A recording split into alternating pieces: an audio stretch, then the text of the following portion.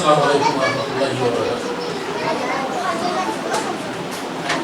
আমরা আদর করেছি, যত্ন করেছি। তো আমরা মাহবুবার জন্য দোয়া করব, নিজেদের জন্য দোয়া করব।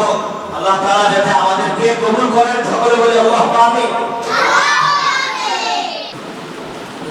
আলহামদুলিল্লাহ। ফেসিবাদ বিরোধী আমরা গোটা সমগ্র বাংলাদেশ তথা বিশ্ব পর্যন্ত আমরা যে একটি নারা পেয়েছি যে নাম উক্ত স্কুল প্রতিষ্ঠানের যে আমাদের মহিষী নারীদের মানবতার ফেরিওয়াল, তিনি কে? ওনাকে কেউ চিনত না যদি এই দুর্ঘটনা না হয়। তিনি কে? তার কোন পরিবারের সন্তান? তিনি হচ্ছেন বাংলাদেশের স্বাধীনতা।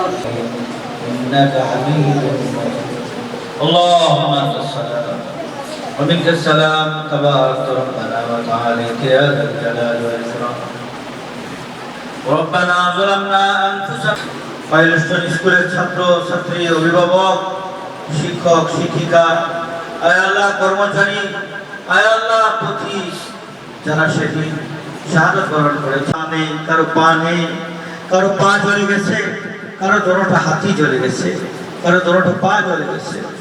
আয় আল্লাহ পুরা শরীরের অর্ধেক জ্বলে গেছে। আয় আল্লাহ এমন এমন আয় আল্লাহ অভিভাবকও আছে।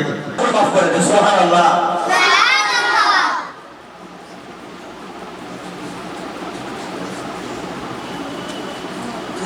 تب علينا إنك أنت التواب الرحيم سبحان ربك رب العزة عما يصفون وسلام على المرسلين والحمد لله رب العالمين واجعل آخر كلمتنا عند الموت لا إله إلا الله محمد رسول الله آمين.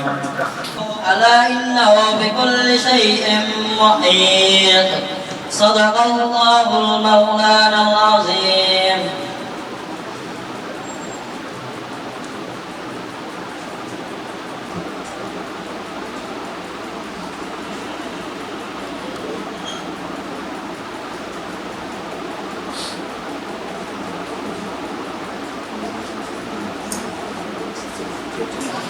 যে বালিকার প্রতিষ্ঠানের মাধ্যমে দেশের আনাচে কানাচে আলোচনায় সেমিনারে ওয়াজ মাহফিলে যেভাবে তিনি বিগত সময় স্বৈরাচারের বিরুদ্ধে হুঙ্কার দিয়ে কথা বলে গেছেন, তাছাড়া ওনার যে একটি আলোচিত বিষয় ছিল তৎকালীন সময় যে মুন্সিগঞ্জে সিরাজ দোকানে একটি ঘটনা ছিল, সেই ঘটনাটি সারা শুধু বাংলাদেশ নয় গোটা বাংলাদেশের বাহিরে বহির্বিশ্ব ওনার যে একটি আলোচনা স্বৈরাচারের বিরুদ্ধে ছিল হুঙ্কার, অনেকেই ওনাকে চিনেন সেইভাবেই মুন্সিগঞ্জ সিরাজ দোকানের ঘটনাকে নিয়ে।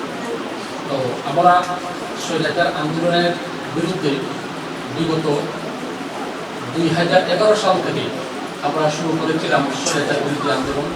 সেই থেকে শুরু করে হাঁটিয়াটি পাকা করে সর্বশেষ পর্যায়ে